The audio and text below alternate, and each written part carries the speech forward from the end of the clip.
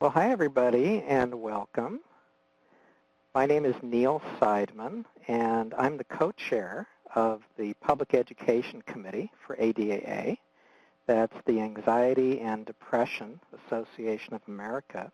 And we're really happy to present our webinar today, The Holidays, How Can I Manage the Stress and Have More Fun? And our presenter is Dr. Karen Cassiday.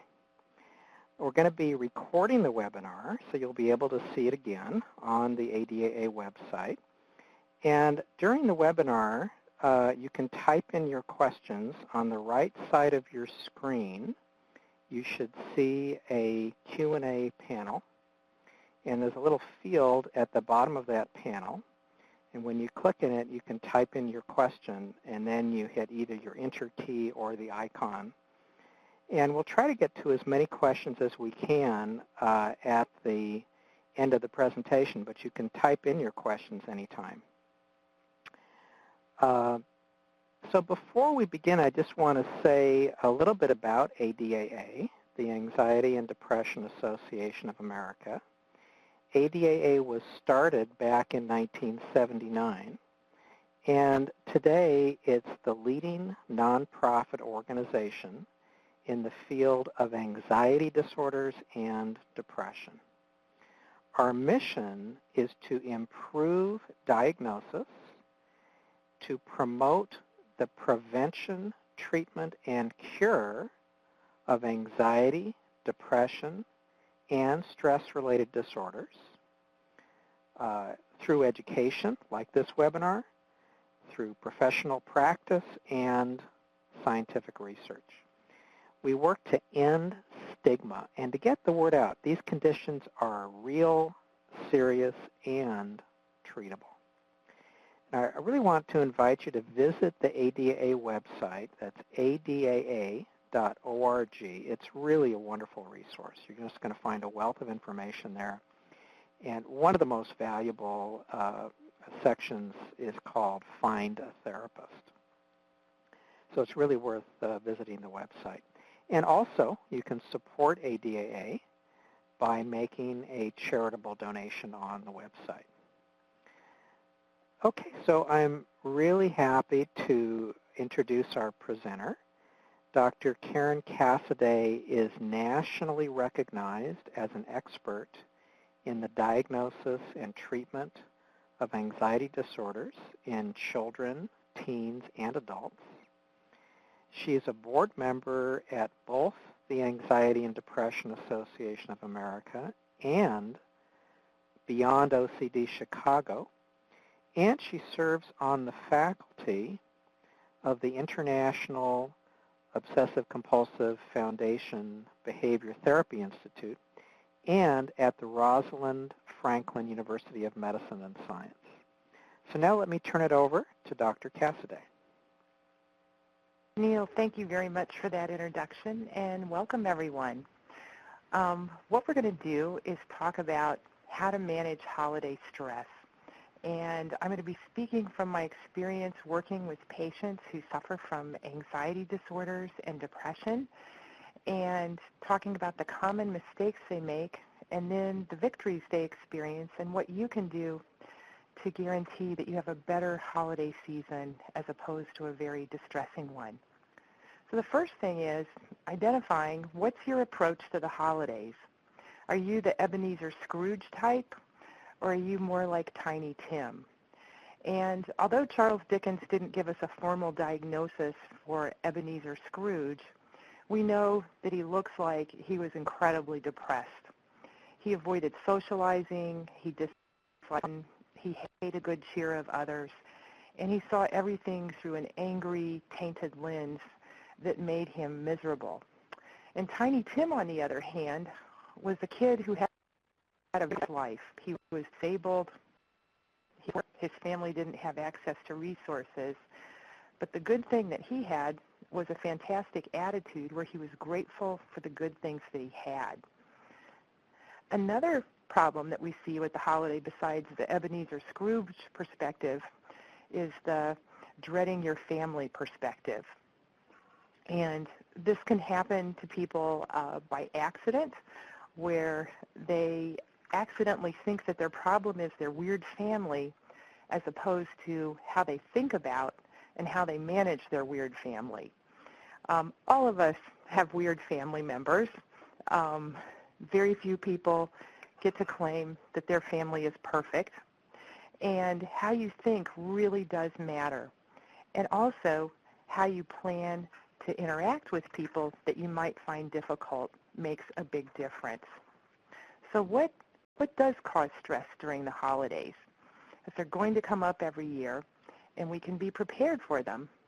And the common mistakes that we see people make in their approach is, number one, expecting miracles.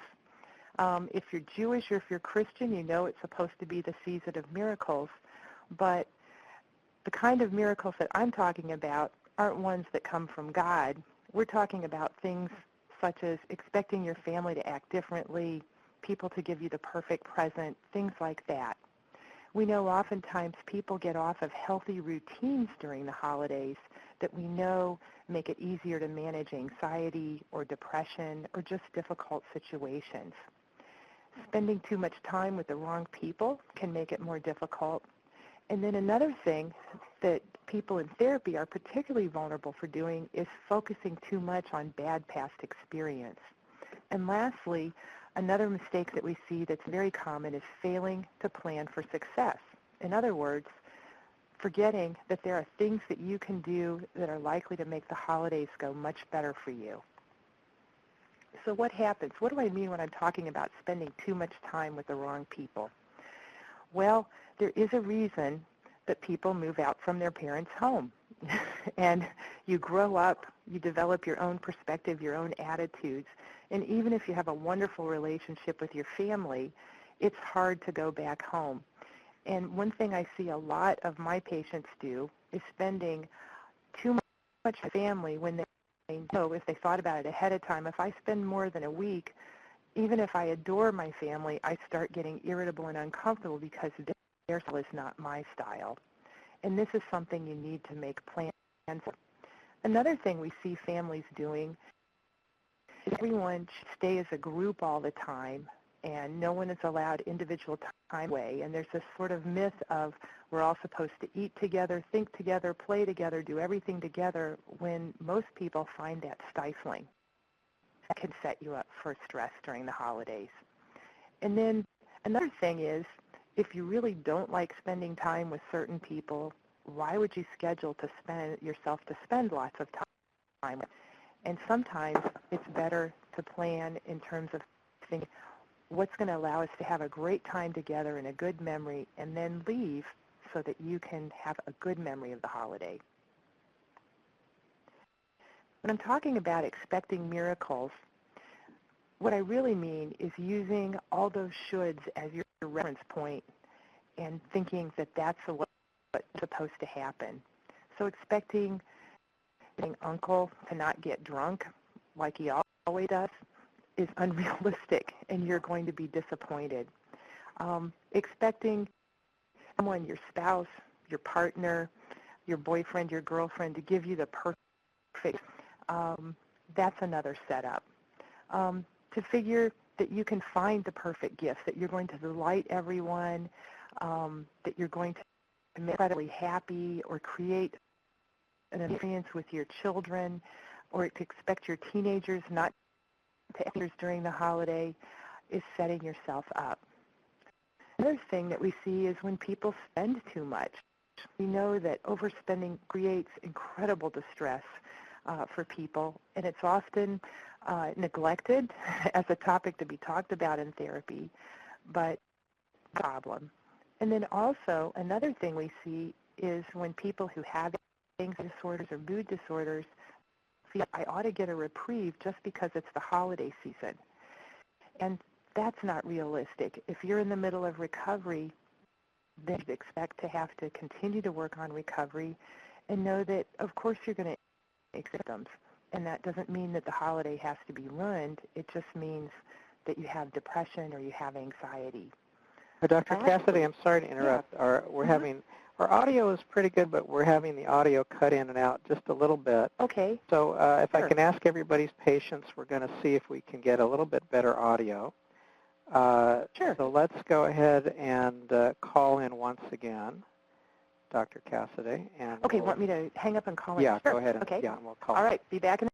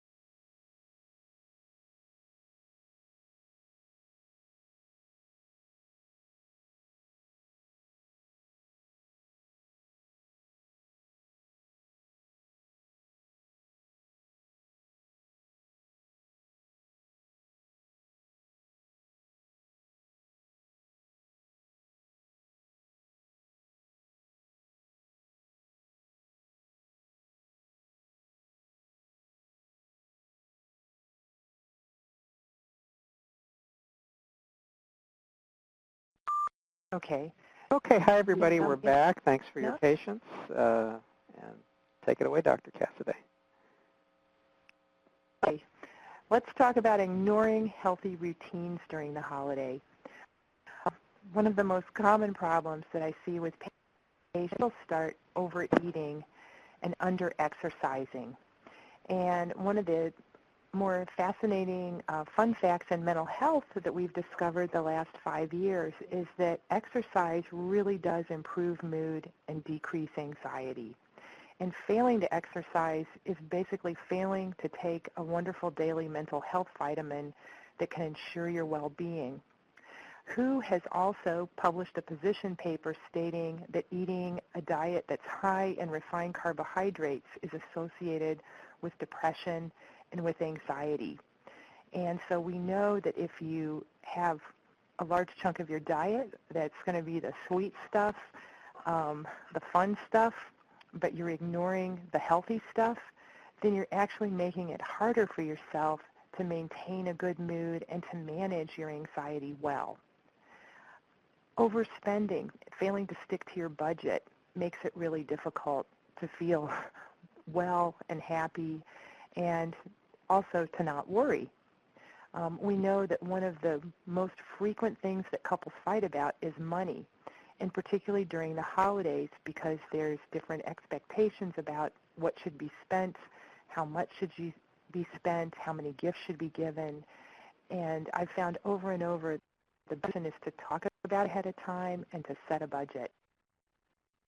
What comes up is if you don't happen to be a super extroverted person, you really do need a limit in order to replenish from all the stuff. And it isn't comfortable to have to go to tons of parties without having time to read, to knit, to work on your hobbies, to watch TV, to hang out with your pet. And you need to plan to take time for that, particularly if you're going to be spending a lot of time with family who want to socialize a lot with you.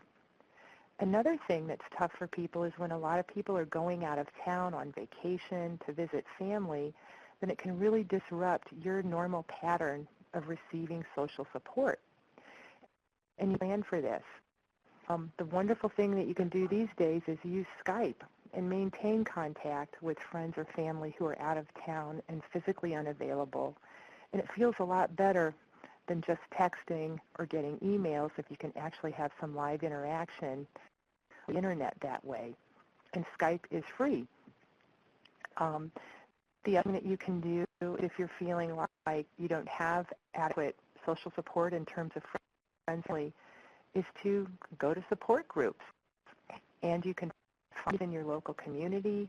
ADAA can help you find them. A therapist can help you find them. And oftentimes that's a way to bolster your own sense of belonging and having support without having to rely on people who aren't available. The other thing we see that particularly with families that have young children is letting the kids get off schedule. And we know from research on children that if you deviate as much as 15 minutes in a child's sleep schedule, so you tell yourself, well, it's the holiday, we'll just stay up late. If we get more than 15 minutes off, then we see an impact the next day in the child's irritability, their ability to concentrate, and their ability to just be nice. And then I should mention this is true for grown-ups too. We might manage it better, but you need to keep your eye on your sleep schedule so that you can feel better and not just end up being crabby and tired. Another problem that we see that makes it difficult to weather the holidays is focusing on bad memories. And this is particularly difficult if you grew up in a home where the holidays were not fun. We have patients where if there was difficulty with substance abuse, very distressed relationships, or traumatic things happening, then oftentimes the holidays can feel particularly bad.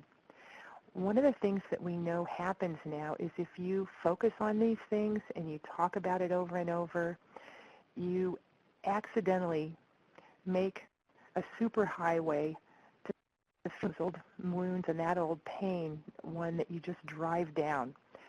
And what you really need is to learn how can you think something differently or do something differently and not focus. And accidentally, what I've seen some patients do is every fall or every holiday season, they want to go back and rehash. And instead of learning to challenge those thoughts or to focus on things that would actually make them feel good, they help make it easier to feel bad. Another thing we see people do is siblings getting together or other family member getting together, and instead of trying to talk about something pleasant or do something pleasant, they all start gossiping about each other and griping about each other, and it makes everyone grumpy and unhappy and reminds them why they all hate each other. We recommend that you go into situations with a planned set of conversation topics so that you don't get stuck on this. And then also I've had patients that take an idea, if I just write about it, I will just get it out of my system. And they do the same thing you do if you keep talking about it and harping on it. And it would be much better to write about other things. And I'll talk about that in a minute. Another thing we see that happens when families get together is they fail to figure out what would actually activities that we could do where we might have fun or we might enjoy each other. And they do things just sit around and they hope that the scintillating conversation or fun activities, and then they end up bored or even worse, angry and resentful. So what are you going to do to help make the holidays work for you? The thing you have to do is to reframe your expectations. And instead of thinking along the lines of what should happen, it's much easier to think what typically happens and to assume that's going to happen and to be prepared for it. You know that someone in your family is always ask annoying that make you feel belittled, then you should be for that. If you know someone's always going to drink a little too much, you should assume that's going to happen and plan accordingly. And instead of planning in a way with your teeth and hope that it doesn't annoy you too much, what's best is to plan to have a sense of humor. And it's better to look at the situation and say, well, of course this is going to happen. I live in a large metropolitan area in Chicago where backups on the expressway are the normal thing. And it makes no sense to drive and think that you're actually going to be the lucky one that always gets everyone in the shortest amount of time. If you go into the traffic with that attitude, then you're going to end up grumpy and arriving at your destination in a bad mood. Instead, I look at it as a chance to catch up on the radio, on music, or just to have time where no one can reach me and it's just idle time as opposed to annoying time. You can put on your Tiny Tim. One thing we know that really helps people mission is to keep track of things that they're grateful for. And there's a very interesting study done some years ago where they looked at people toward the end of life, and they looked at people who had suffered chronic depression, who had a lot of regrets, who felt like their life wasn't worth living. And we had another group of people in their 80s and 90s who basically said, I'd do it all again. It was wonderful, no regrets.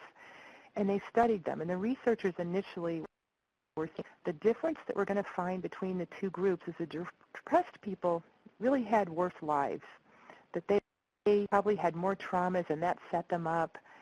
And what was found, there was absolutely no difference between the two in terms of life experiences. Both groups had the same number of tragedies and traumas, disappointments, divorces, deaths, good things, bad things. The two groups were identical. They did, however, find that there was one important area these two groups were different, and that was that they didn't have regrets. Reported that every day they noticed little things that made them happy or grateful. For example, on the way to work, they'd notice, gosh, the sun is shining on the snow and it's so pretty. Or, really, the coffee smelled good when I walked into the office. Or when they came home, they thought, gosh, my wife looks so pretty. And they focused on the little things. And what we now know with subsequent research is that when you focus on those daily little things, it has a big impact on your mental health. And that the truth is, most of us just have a few peak experiences in our lives if we're lucky, and we have a lot of daily annoyances. But the one thing that we can do, that we all have equal opportunity to, is to take advantage of enjoying the momentary things that are pleasurable, that are little things. And so what I teach my patients to do is each day keep track of 3 things that you feel grateful for. And it has to be things about that day. It can't be that someone told you something like you just got a raise. It has to be something like, gosh, my slippers feel great right now after wearing my work shoes all day. Or, boy, this soup tastes great. Or, I am so glad that my printer printed things so crisply and clearly. And I would challenge you to start that if you haven't already done some exercise like that. Another thing that I encourage patients to do is to see the love that other people really are offering. The only time when I recommend people avoid their family is when they really are engaged in felonious behavior. And by that, I mean things like stealing from you, physically abusing you, sexually traumatizing you. Otherwise, they're your family, and sometimes they may be difficult, but typically they do love you. It's just they might be clumsy sometimes in the way they show their love, or their personality or style may not be yours. And it's best not to take this personally and to instead realize they mean well. It's just maybe it doesn't come out in the way that you prefer. When you can avoid personalizing or taking personally their misguided efforts and instead just see it as someone's doing the best they can, they're just a human being, and to forgive them their humanity, it makes it much easier to feel the love that they're offering as opposed to feeling disappointed and let down. Another thing is to assume that people are going to be themselves the way they've typically been. Help it. It's intentional. It's not meant to annoy you or to create a problem. It's usually just their style. If you can use this attitude in family gatherings, you're much more likely to find that it's either humorous, possibly even fun, or something that therapy recovering. In terms of expectations, tips, the first thing is never, never, never expect people to guess correctly about what gift to give you. I can't tell you how many people I've spent time in therapy with where they really did believe that their husband or wife was supposed to guess the perfect thing and that this was actually some special test of their true love. And the assumption was that if someone really loved you, they would intuit what it is that you wanted without you giving them any direct helpful information. And then I've done many, many hours, particularly with husbands and boyfriends who have been scared to death to make a mistake because they know they're supposed to get it, but they haven't a clue. And so the easiest thing to do is say what exactly it is you want, and to understand that the true sign of love is that someone cares to give you and that they do want to please you, and that we aren't always good at guessing what the other person wants, no matter how well we know them. Another thing is to yourself that you're supposed to always give the fantasy gift. And it's easy to get caught up into this situation. Just the other day, I saw on YouTube a video that was going viral about how some Canadian airline company had everyone tell what they wanted from Santa Claus, and then within 2 hours, while they were on the plane, they got it and delivered it. It's sort of like everyone's fun fantasy. The reality is you need to give the gift that you can give with a glad and with a pocketbook that allows you to still live so that everyone can feel happy. The other thing we know is that typically people remember experiences much better than they do a gift. And you might want to refocus your holiday on how can I have good experiences with people or shared experiences versus a terrific gift. Lastly, you need to use your sense of humor. And what I encourage my patients to do is to try and identify which sitcom my family or my work group best mimic, and to imagine that and to use that as the perspective and think, well, we're just another episode of or we're just another episode of Modern Family, or Everyone Loves Raymond, and it makes it much easier. The reason we do those is because they're actually true. They show things real that all of us experience. When we stick to a budget, you've got to talk with other people. I recommend to patients you avoid your credit card. It's so easy to forget what you've actually spent. And then also to be brave as a parent and let the kids know what the real budget is. My experience as patients and with my own kids, that when you tell them there's a dollar amount, they know what to expect and they manage it fine, and you don't have all the disappointment that you might get otherwise. When you're with family, in terms of planning, some very helpful you are try to keep the kids on schedule. So know this is my typical bedtime or when the kids nap or go to bed. And also plan to spend time apart. Most people enjoy each other when they have to gag on the time they spend with one another. That means feel free to take times to go for walks, perhaps to take lunch out with just your family instead of the whole extended family. I've found that with many patients, staying in a hotel or staying with close friends rather than the parents actually works well. If you know you're going to have to pay for extra therapy to recover from staying in your parents' home, it makes much more sense to spend it on a hotel at a holiday as opposed to have to come in and talk to me for hours to get over it. The estimate that I tell you should make is to figure out how I spend with these family members where I'm still in a good mood, I can still enjoy it, and I don't have to either drink excessively, take extra Xanax, or talk to my therapist about it other than to report that it was a good experience. And it's much better to build up an accumulation of short but sweet, successful times with your family than to aim for too much with a marathon where you can't even finish it and feel good about it. The other thing is that when we give a gift, what you're really trying to do is to give a real gift, one that gives you pleasure to give.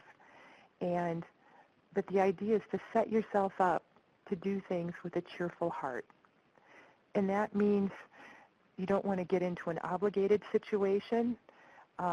If you realize you really hate doing the holiday cooking or you hate arranging all the Hanukkah parties, it would make sense to figure out what could you do with a glad heart and offer that.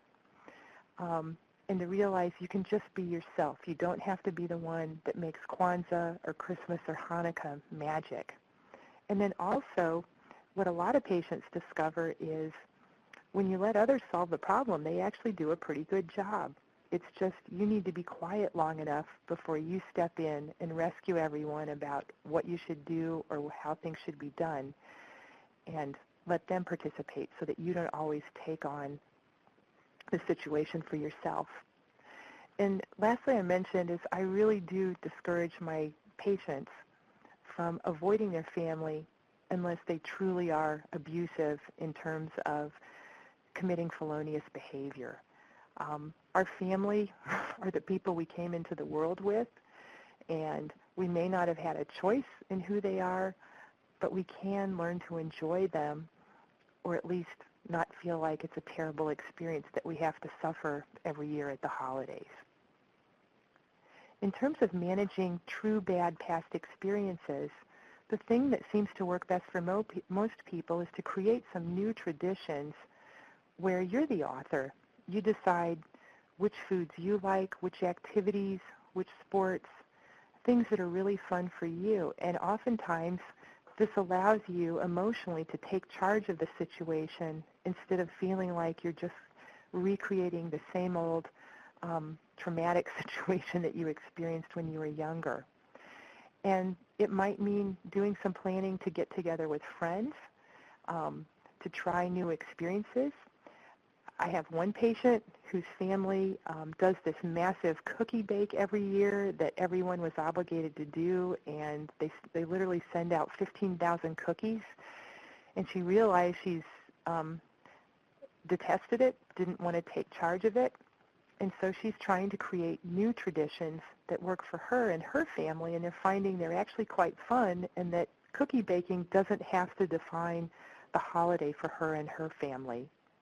The other thing that's wonderful to try is meetup.com, and this is the virtual version of finding people who share your interests and your values, which happens to be the way we form friends, and to try that out. And the holidays are a great time to try different get-togethers. And the wonderful thing about Meetup is you can go on to their website and look in your geographic zone and type in interests.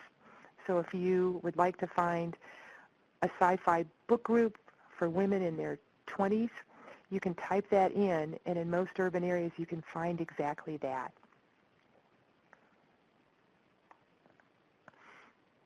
Another thing that has worked for many of my patients where depression has really been dragging them down is to volunteer during the holidays. Because there's nothing like seeing that you are a valuable person, that you matter, and that you really do have something to offer others in order to be a good antidote to your depression. And if you really feel like you can't be around family, then I would suggest you find good charitable places such as homeless shelters, other charities, and that you go and you help. And I've never had this fail to work for someone.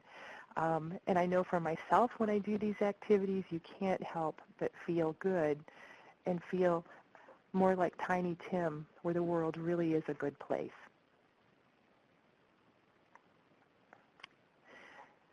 So lastly, I'd just like to wrap up by saying the best thing you can do here is plan for success.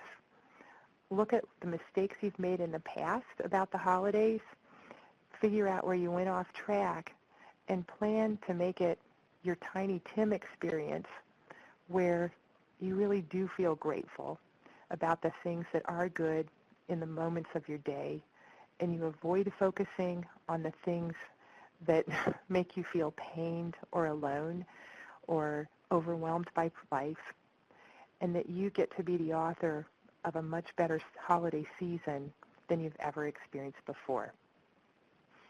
And now I'd love to have your comments or questions. Wonderful. Thank you, Dr. Cassiday. So everybody, if you can see on the right side of your screen, you should see a Q&A panel. And there's a little box down at the bottom where you can type in your question and then either hit the icon or hit your enter key.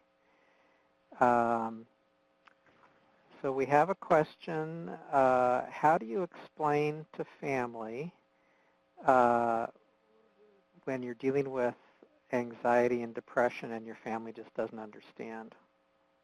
How can you explain Sure. the family? Well, there's actually two problems here, and one is, what's a good explanation, assuming they want to understand, and the other is sometimes families want to understand, but if they're not psychologically minded, they literally may not be able to understand.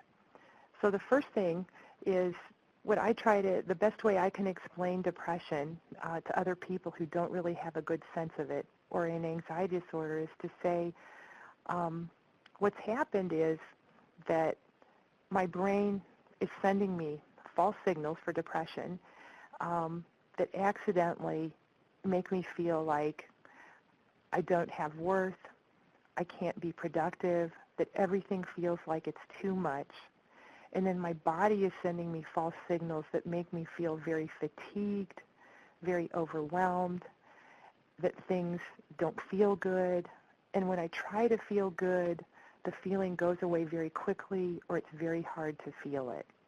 And because of that, it makes it hard to be around other people who are having a good time because I feel like I'm not able to participate, and it feels like I'm cut off from that.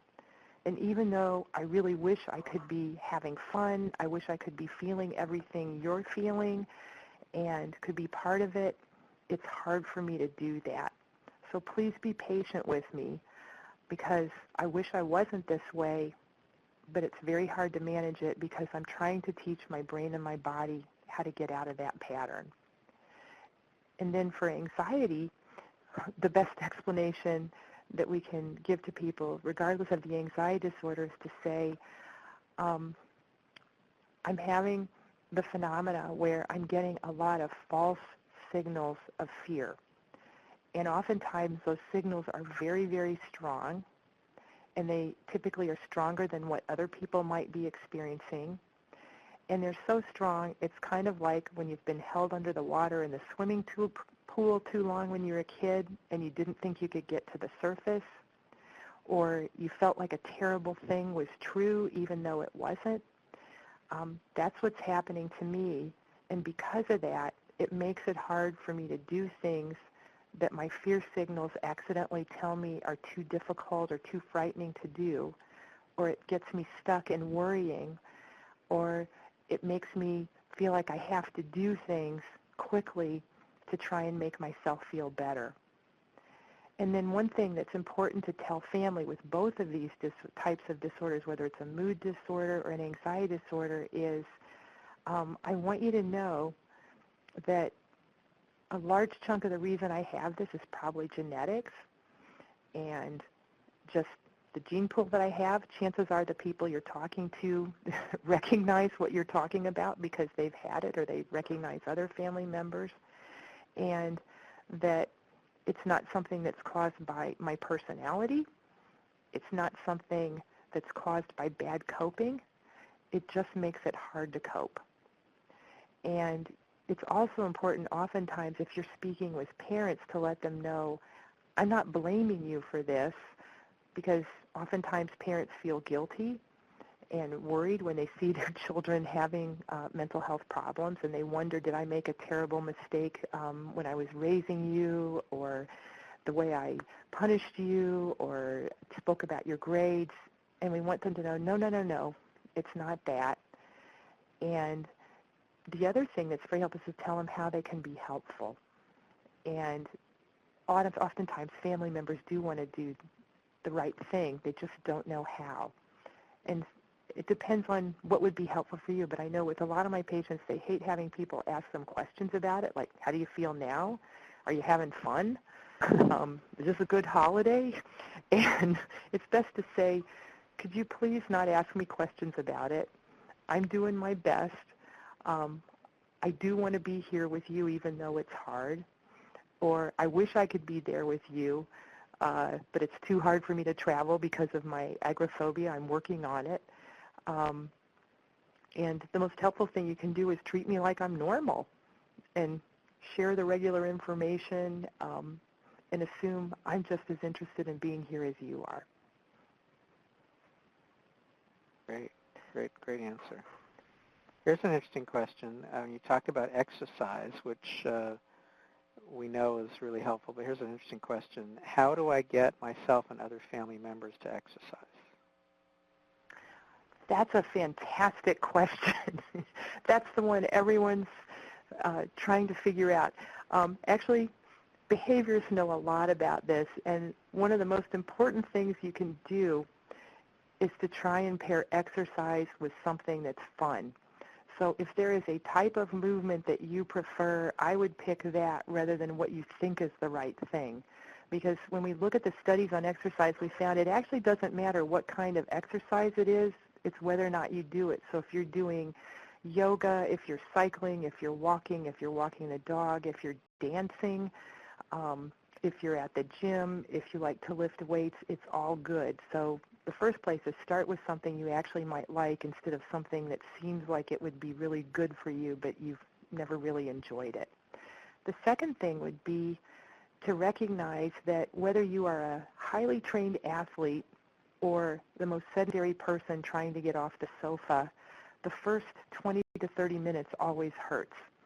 And we found you don't get the feel-good effect until at least 20 or 30 minutes into your exercise session.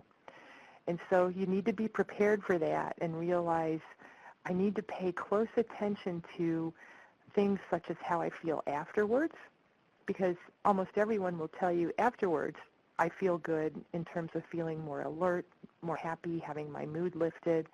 I might feel tired, I might feel sore, but mentally I feel good. And then the other thing is to pay attention to nice things around you, to nature, to the music, to the TV show if you're watching something while you're working on an exercise machine, so that that can make it more reinforcing. And then the other thing is to start out gradually. The biggest mistake people make is they do too much too fast. It's very painful. They get stiff and sore, injured, and then, of course, they give up. And it would be better to think in terms of how can I develop a habit of remembering to do something physical each day as opposed to how can I become an athlete or a great exerciser. So with my patients, we start off with trying to do 10 minutes 6 days a week, and then each week we add a couple of minutes so that you get used to just planning for it. The other thing we know from research is it doesn't have to be a long, sustained session. The dose for good mental health is about 50 to 60 minutes of exercise per day, 6 days a week.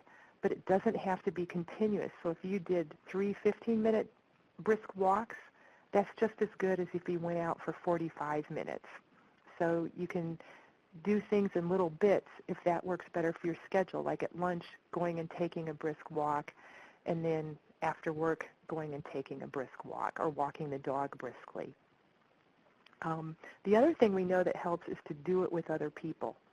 And so if your family's willing to work out with you, you have a better chance. The problem is you don't want to use other people as an excuse. So if they poop out, then you want to be committed to still going instead of going, well, my brother broke his ankle, so I guess I won't have to work out the next 3 months. You need to have a backup plan that way. Thank you. Next question. Oh, here's a good question. How can I explain to my in-laws that we would prefer they stay in a hotel instead of in our home when they visit? That's a great question. Yeah, this one gets asked. The best way is to present it in a positive way. And so what I've had patients do is to say, we really would love to have a great time with you this holiday. And the best way we can do that is we're just the kind of people where we need some alone time. And where could we make a nice hotel reservation for you that's convenient for you, so that way you guys get to have some alone time and decompress from us or us and the kids, and we can do that, and that way we can guarantee that we have a good time together. And so you want to try and state what's the positive thing you're trying to achieve and why you're trying to do it, and then to offer to make it easy for them. If you can afford it, to offer to put them up, or to just find a nice place for them that's within their budget. That's what I would do. Great answer. We have a comment from someone that says she really loves the idea about the gratitude. And yes. so I have a question. What are some examples of patients or maybe spouses or family members that have been able to have a practice like that where they talk about things they're grateful about or write it, or what are some examples that you might think of that someone might actually be able to follow to actually start doing this, a gratitude idea? Yeah, well, I'll use myself as an example. I started this 6 years ago when I started reading this research, and several times a day I have a journal, one by my bed, one in the bathroom, I'll admit, and when I have time, I just think about the previous, 3 or 4 hours about what happened that I'm grateful for. And it could be anything from, it's wonderful to walk into the house and smell the chili that my husband is cooking, or I love the way my dog greets me every time, no matter what. Or it could be, had a great talk with my son, or it was so nice to get home quickly on the expressway. And then also, my husband and I keep a joint journal, and I've had patients do this where couples keep a journal together, and they write things about the relationship. And I've found this has been very helpful in terms of shifting people's perspective into that grateful, kind, appreciative one. And so I've had quite a few patients who found that just doing that improved their communication and their ability to not accidentally personalize their spouse's accidental behaviors that were annoying. And when I've had patients do this, typically what we do is I tell them you need to have something where you can always record in it. So use your smartphone if you're the kind of person that loves keeping notes on your smartphone. You can do it on your computer, or you can just buy a cheap notebook, or you can get fancy and buy one of those lovely bound journals and make sure there's always a pen there if it's something you're going to write in so that you can do it easily. And then you make it a discipline where you do it every day or several times a day. Does that give you a good example, Neil? Yeah, great. So if you're doing it with your spouse or partner, yeah, that your partner might write something in this journal, and then it might be a surprise to you. You might not. And then exactly. That's a great idea. Yeah, the thing I've seen patients do is what they've found inevitably is that they had no idea how much their spouse enjoyed them and how many things their spouse appreciated about them. And it always softens your heart and makes it easier to weather conflict, because we know all couples, whether they're happily or unhappily coupled, have the same 12 to 15 conflicts. It's all about how you manage them that makes a difference. And I have had a few families where I've had teens and parents do like a family gratitude journal, and it's been very powerful. It's something where everybody has to agree to it. This isn't the kind of thing where I would coerce this or say a kid has to do it if they don't want to. But that's been very touching because oftentimes, especially if you have a teenager, parents never get the praise from their kid. And the kid keeps it away also that the child can see, oh yeah, this is what my parent likes about me and is grateful about me. And then they can model or use that as a model, yes. And then the parent might come to the journal and just be bowled over by something that the kid wrote. Exactly, exactly. What a great idea. I've never heard this idea before. I think it's fabulous. Yeah, everyone who's tried it has really loved it. It's pretty bold, though, if you're doing it with as a couple or a family, because you've got to be willing to be vulnerable. And well, what people are supposed to write are things they're grateful for, not criticisms. Right. No, this is not a. It's not a criticism. 3 things I hate about you today that you need to change.